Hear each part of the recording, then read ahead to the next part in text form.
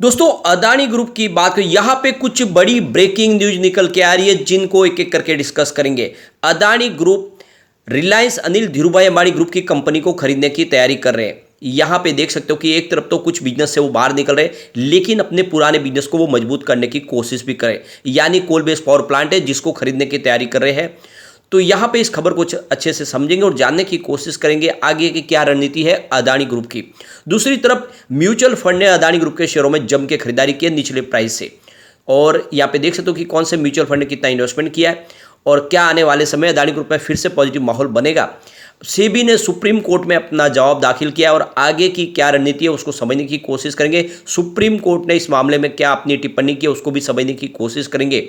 और जो सबसे बड़ी बात है कि यहाँ पे एनसीडीएस के माध्यम से अदानी एंटरप्राइजेस फंड रेज करने जा रहे हैं। तो यहाँ पे बहुत सारी खबरें जिनको एक एक करके डिस्कस करेंगे। लेकिन फ्रेंड उससे पहले अगर आप पहली बार हमारे चैनल पे आए तो चैनल को सब्सक्राइब कर दीजिए, एक बेल आइकॉन दबा दीजिए ताकि जब भी नया वीडियो बने पहला नोटिफिकेशन आपको मिले। वीडियो पसंद आए तो लाइक शेयर जरूर कीजिए। चलो फ्रेंड्स वीडियो स्टार्ट करते हैं। मैं हूँ आपका दोस्त एसबी दवे और हमारे अपने चैनल ऑनलाइन कमाई में आपका बहुत बहुत स्वागत है।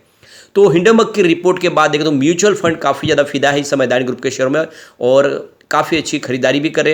आईसीआईसीआई सिक्योरिटीज की तरफ से यहाँ पे देखें तो अदानी ट्रांसमिशन अदानी एंटरप्राइजेस में काफ़ी अच्छा निवेश किया है म्यूचुअल फंड ने।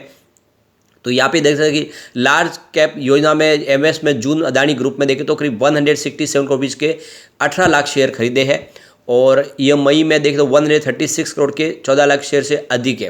इसी तरह से अदानी ट्रांसमिशन में भी 15 लाख शेयर खरीदे गए हैं और मई में ये 13 लाख से बढ़कर 118 करोड़ का यहाँ पे निवेश किया है। जून में अदानी इंटरप्राइजेस में 3169 करोड़ रुपीज़ के शेयर करीब 130 लाख करोड़ के शेयर खरीदे गए और मई में ये संबंधित आंकड़े 2835 करोड़ रुपीज़ के आसपास 114 लाख शेयर थे। तो ये आप देख ही सकते हो कि होल्डिंग को बढ़ाया गया है। यानी जून के आंकड़े देखें तो यहाँ पे आपको होल्डिंग मई के मुकाबले बढ़ती हुई दिखाई देगी। कुछ म्यूचुअल फंड ने अदानी पोर्ट्स, अंबुजा सीमेंट और एसीसी सीमेंट के शेयर भी खरीदे। तो यहाँ पे जीकेजी पार्टनर के इन्वेस्टमेंट के बाद दूसरे कुछ म्यूचुअल फंड है जो भी यहाँ पे निवेश शुरू कर चुके हैं, निचली प्राइस से खरीदारी करके प्रॉफिट अपना बढ़ाने की कोशिश कर रहे हैं।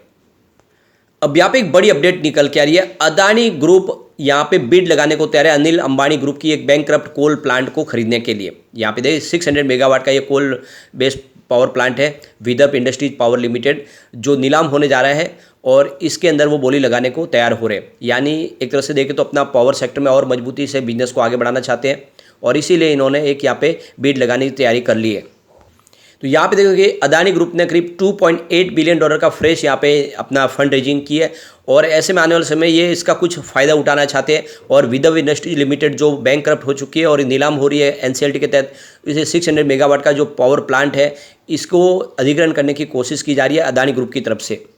तो यहाँ पे देख दो कि अदानी ग्रुप अपना जो पावर सेक्टर में अपनी और पकड़ मजबूत करना चाहते हैं, यानी जो कोल बेस्ड पावर प्लांट की कैपेसिटी को बढ़ाना चाहते हैं। ऐसे में आने वाले समय इसका जो अदानी पावर को इसका सीधा फायदा होगा। तो ये आप समझ ही सकते हो कि अदानी ग्रुप की तरफ से जो फैसले लिए जा रहे हैं वो अपने बिजनेस को एक तरह से रीस्ट्रक्चर करने की कोशिश कर रहे हैं। कुछ ऐसे बिजनेस से वो निकलना चाहते हैं जहाँ से कुछ फंड रेज किया जाए, लेकिन अपने पुराने बिजनेस को मजबूत भी करना चाहते हैं और ये काफ़ी अच्छी पहल है। अब यहाँ पे गौर करने वाली बात है कि रिलायंस पावर खुद यहाँ पे भी बिड लगाने की कोशिश करे, वो अपनी कंपनी को भी यहाँ पे फिर से अपने नाम पे करने की कोशिश करे, उन्होंने बिड लगाई। तो कुल मिला के अदानी ग्रुप इस समय पूरी तरह से हथियार डालने को तैयार नहीं, बल्कि अपने बिजनेस को फिर से पटरी पे लाने की कोशिश पूरी तरह से कर रहे हैं। इसके अलावा देखें तो अदानी इंटरप्राइजेस 1250 करोड़ रुपीज़ की एनसीडीएस के माध्यम से फंड रेज करेंगे और इसकी यहाँ पे इन्होंने अनाउंसमेंट की है। तो आप देख सकते हो कि करीब 1250 करोड़ का फंड रेज किया जाएगा और इसके लिए एनसीडीएस जारी किए जाएंगे। तो यहाँ पे 11 जुलाई को एक्सचेंज को जानकारी दे दी गई है कि एनसीडीएस जारी किए जाएंगे। ये नॉन कन्वर्टेबल डिबेंचर्स बॉन्ड्स होंगे। तो आप ये समझ सकते हो कि एक लॉन्ग टर्म का यहाँ पे फंड रेज करने की कोशिश की जा रही है। और जैसे कि आप देखें पहले इन्होंने काफ़ी ज़्यादा अपने इक्विटीज बेच के भी यहाँ पे शेयर के माध्यम से इन्होंने फंड रेज किया, लेकिन अब की बारी है एनसीडीएस जारी कर रहे हैं। तो ये जो पुराने इनका जो एनसीडीएस का जो पेमेंट है वो चुका रहे, लेकिन अब ये इनको एक नई राहत मिल जाएगी, काफ़ी समय लंबा होगा। तो कुल मिला के देख सकते हो कि कोशिश की जा रही है कि किस तरह से बिजनेस को फिर से एक तरह से पटरी पे लाया जाए। तो यहाँ पे देखिए कुछ बड़े ग्लोबल जो इन्वेस्टमेंट फर्म है वो काफ़ी ज़्यादा अट्रैक्ट है इस समय अदानी ग्रुप में निवेश करने के लिए, जिसमें आप समझ सकते हो कि जीकेजी पार्टनर शामिल है, कतर इन्वेस्टमेंट अथॉरिटी है। तो इसके ये ऐसी कंपनियां हैं जो इन्वेस्टमेंट करना चाहते हैं तो वो अदानी ग्रुप के शेयरों में निवेश कर सकते हैं। उन्होंने जानकारी जो एक्सचेंज को दी उसमें ये भी कहा है कि काफ़ी बड़े जो इन्वेस्टमेंट फर्म है जो लगातार उनमें निवेश भी कर रहे हैं, उनके ऊपर भरोसा जताया हुआ है, जिसमें कतर इन्वेस्टमेंट फर्म है, टोटल एनर्जी फ्रांस की कंपनी है और ICL सिक्योरिटी और इसके अलावा जीकी जो पार्टनर जो लगातार निवेश करे हैं। इसके अलावा गोल्डमैन सैच्स की तरफ से भी निवेश किया गया है। इसके अलावा अदानी ग्रुप को दूसरे कुछ ऐसे देखे Delaware public employ retirement system, master trust bank of Japan, Missouri education pension trust, Abu Dhabi investment authority, universal investment Luxembourg, New York state common retirement fund, employ retirement system Texas. तो इस तरह से जो कुछ बड़े फंड हाउस है, जो retirement funds है, पेंशन फंड्स है, वो भी अदानी ग्रुप में निवेश कर रहे हैं और उनके ऊपर भरोसा जता रहे हैं। अब जैसे कि अदानी ग्रुप अपना अदानी कैपिटल का बिजनेस बेचना चाहते हैं और इसके लिए देखें तो बैन और कार्लाइल की तरफ से जो इन्वेस्टमेंट फर्म है वो यहाँ पे कोशिश करे स्टेक लेने की। तो बैन कैपिटल और कार्लाइल ग्रुप की तरफ से यहाँ पे देखें तो पोटेंशियल बिडर के रूप में ये सामने निकल कर है जो अदानी कैपिटल के बिजनेस को खरीद सकते हैं। तो यहाँ पे अदानी ग्रुप अपने अदानी कैपिटल जो फाइनेंस का इनका बिजनेस है उसको बेचना चाहते हैं, उससे कुछ फंड रेज करने की कोशिश की जा रही है। तो कुछ ऐसे बिजनेस है जिससे वो निकल रहे ताकि आने वाले समय में एक रणनीति के तहत आगे बढ़ पाए, क्योंकि इस समय फंड की भी काफ़ी ज़्यादा जरूरत है। ऐसे में ये जो इनका नॉन बैंकिंग बिजनेस है इसको वो बेचने की कोशिश करें और इसके लिए इनको 2 बड़े बिडर्स भी मिल चुके हैं।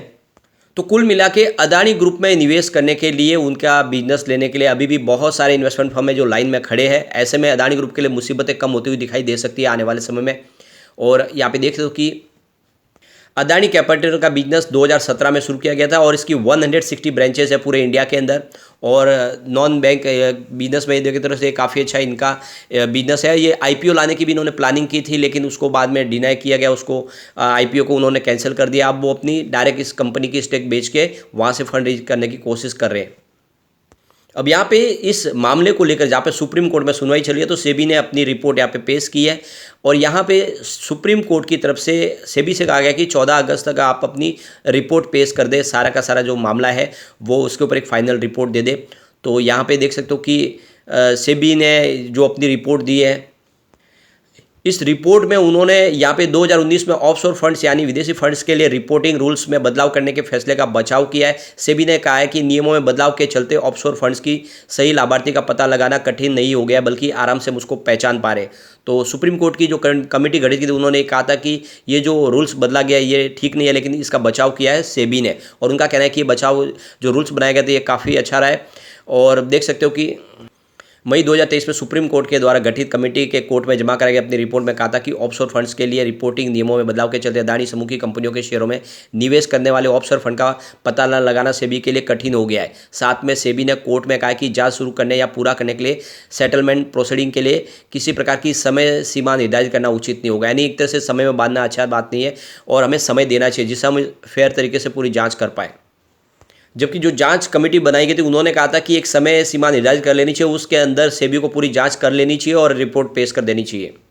लेकिन दूसरी तरफ यहाँ पे सेबी की तरफ से कहा गया कि किसी भी सीमा में बांधना है अच्छी बात नहीं है, रिपोर्ट हम देंगे, लेकिन जांच पूरी तरह से आगे बढ़ने के लिए फेयर तरीके से बढ़ाने के लिए उसमें समय सीमा में बांधना अधिकार नहीं है। सेबी बोर्ड के पास अधिकार है कि वो प्रथम दृष्टि में राय बनाने के बाद जांच एजेंसी नियुक्त करे। सेबी बोर्ड द्वारा जांच नियुक्त एजेंसियों का फैसला कई बातों पर निर्भर करता है, जिसमें अहम है कि कब मामले का उल्लंघन हुआ है। सेबी के पास सामने उल्लंघन का मामला संज्ञान में आया, उसके साथ में सभी जानकारियों को एनालिस की जाती है और फिर रिकॉर्ड के ऊपर सबूत उपलब्ध है उन्हें खंगाला जाता है। तो कुल मिला के एक के बाद एक दूसरी आगे जाँच होती है, तो ऐसे में समय लगता है। यानी सेबी जो भी प्रथम दृष्टया जो यहाँ पे अगर कोई गलती निकलेगी तो उसके ऊपर कमेटी बना के उसकी जांच आगे बढ़ाएगी। तो इसीलिए सुप्रीम कोर्ट से कहा है कि हमें और वक्त चाहिए। तो यहाँ पे देख सकते हो कि अब यहाँ पे सेबी ने इनको वक्त दिया है 14 अगस्त का। क्या उस तक पूरी जांच रिपोर्ट पेश कर देगी सुप्रीम कोर्ट में सेबी, या फिर इसको और आगे समय बढ़ाने की मांग करेगी, जिससे उन्होंने कहा है कि हमें समय चाहिए। लेकिन कुल मिला के देख सकते हो कि अदानी ग्रुप के जो उन्होंने जो नियम के तहत यहाँ पे सेबी की तरफ से अभी कोई भी इसमें किसी प्रकार का उल्लंघन तो दिखाई नहीं दे रहा है। इस रिपोर्ट के अंदर भी ये बातें निकल के आ रही है। आगे जो भी फाइनल रिपोर्ट आएगी उसके बाद में ही पता चलेगा, लेकिन हमें अभी इस समय वेट करना होगा। अदानी ग्रुप के शेयरों में निवेश से पहले आपको एक बार सुप्रीम कोर्ट का फैसला आने का इंतजार करना होगा। लेकिन डिप में खरीदारी का मौका मिले थोड़ा सा निवेश करें, लेकिन कम से कम लॉन्ग टर्म के लिए होल्ड करेंगे तभी आपको अच्छा रिटर्न मिल सकता है। लेकिन फ्रेंड, कोई भी इन्वेस्टमेंट करने से पहले अपने फाइनेंशियल एडवाइजर से बारे में ले ले या अपना खुद का रिसर्च करें, क्योंकि मैंने वीडियो आपके एजुकेशनल पर्पज के लिए ही बनाया। वीडियो पसंद आए तो लाइक से जो कीजिए और चैनल को सब्सक्राइब कर दीजिए। Thank you friend.